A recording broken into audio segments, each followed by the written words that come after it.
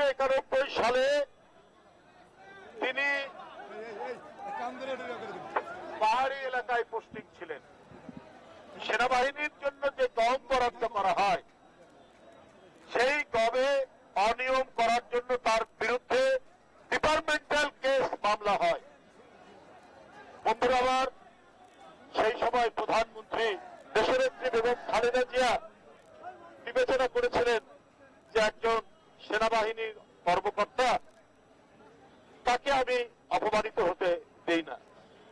তিনি তার ডিপার্টমেন্টের যে মামলা, দুর্নীতির মামলা, গম চুরির মামলা, সেখান থেকে তিনি সেটা মাফ করে দিয়েছেন। তার প্রতিদান কি জানেন? তার প্রতিদান ১/১১-র সময় বিএনপিকে ভাগ করার ষড়যন্ত্র করেছিলেন, একটা কমিটিও দাঁড় করেছিলেন। কিন্তু সার্থক হয়েছিলেন? সফল হয়েছিলেন না। সাখাওয়াত সাহেব হচ্ছে বিএনপির প্রতি বিদ্বেষ পরায়ণ। এইরকম একজন ব্যক্তি কি করে একটি অন্তর্বর্তীকালীন সরকার, যার প্রধান আন্তর্জাতিক খ্যাতি সম্পন্ন একজন ব্যক্তি, গুণীজন, সর্বজন শ্রদ্ধেয় ডক্টর মোহাম্মদ ইউনূস, তার ক্যাবিনেটে এই বিতর্কিত ব্যক্তি কি করে সেখানে সুযোগ পায়? তিনি কি বলেছেন?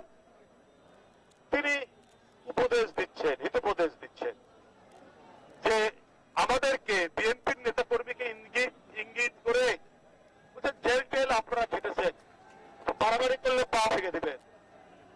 সাখাওয়াত সাহেব, আপনাকে বলে রাখি, শেখ হাসিনা তার শটগান, তার টিয়ার শেল, তার ভারী ভারী অস্ত্র দিয়ে 16 বছর পা ভেঙেছে, বিএনপিকে দুর্বল করতে পারেনি। আর আপনি কিনা পা ভাঙার হুমকি দিচ্ছেন? শটগানের গুলিতে অসংখ্য অন্ধ হয়ে গেছে, চোখ কানা হয়ে গেছে।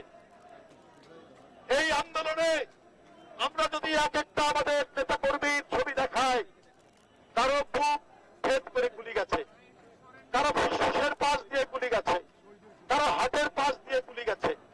এর মধ্যে অনেকেই শহীদ হয়েছেন, অনেকেই আজকে বঙ্গবন্ধু বরণ করছেন। একজন দুজন নয়, শত শত।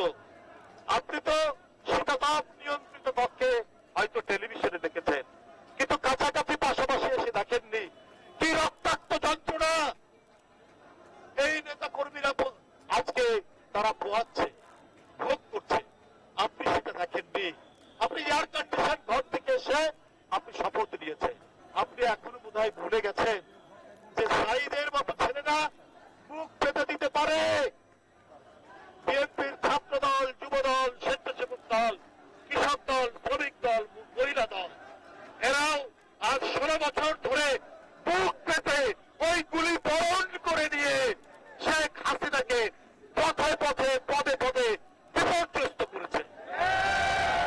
আর বিপর্যস্ত করেছে বলেই আমাদের এই আন্দোলনে গণতন্ত্র বিজয়ের প্রস্তুতির এক পর্যায়ে সাধারণ ছাত্রছাত্রীরা, এই নিষ্পাপ শিশু কিশোররা, তারা বিরোচিত ভূমিকায় অবতীর্ণ হয়ে বাংলার পতাকাকে নিজের বুকের মধ্যে নিয়ে তারা রাজপথে আজকে দাঁড়িয়ে রাজপথে তাদের উদ্বেল মিছিল ক্রমাগত ভাবে এগিয়ে গণভবনকে যখন ঘেরাও করছিল, তখন সেই ফ্যাসিস্টদের প্রধান প্রতিপক্ষ শেখ হাসিনা আপনার হেলিকপ্টার নিয়ে পালিয়ে গেল আগরতলা।